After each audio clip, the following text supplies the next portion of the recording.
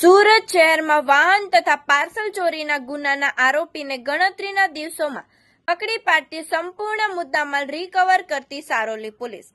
સદર ગુનામાં ચોરીમાં ગયેલ મુદ્દામાલ તથા ગુનામાં સંડોવાયેલ આરોપીને પકડી પાડવા માટે સર્વેલન્સ સ્ટાફના પીએસઆઈ એસબી નકુમ સાહેબ તથા સ્ટાફના માણસો સદર ગુનાવાળી જગ્યાની આજુબાજુ તથા સારોલી પોલીસ સ્ટેશન વિસ્તારમાં લગાવેલ સીસીટીવી કેમેરા ચેક કરવા માટે અલગ અલગ ટીમો બનાવી વર્કઆઉટમાં હતા। તે દરમિયાન હેડ કોન્સ્ટેબલ પ્રતાપસિંહ વિજુભા તથા હેડ કોન્સ્ટેબલ પ્રકાશભાઈ પ્રેમજીભાઈ તથા પોલીસ કોન્સ્ટેબલ વૈભવભાઈ પદમસિંહભાઈ નાઓએ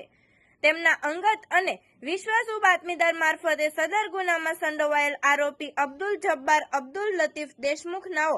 સણિયા હેમત ગામથી શ્યામ સંગીની માર્કેટ વિભાગ 2 તરફ જતા ખાડી પુલની પાસેથી પકડી પાડી મજકૂરી સમ પાસેથી ચોરીમાં ગયેલ અલગ અલગ કાપડના કુલ 13 પાર્સલ કિંમત ₹4,66,378 તથા સફેદ કલરનો અશોક લેલન કંપનીનો દોસ્ત plus 4 wheel tempo register number GJ19X4132 કિંમત ₹3 લાખ મળીને કુલ કિંમત ₹7,66,378 ની મત્તાનો મુદ્દામાલ કબજે કરી કાયદેસરની કાર્યવાહી હાથ ધરેલ છે।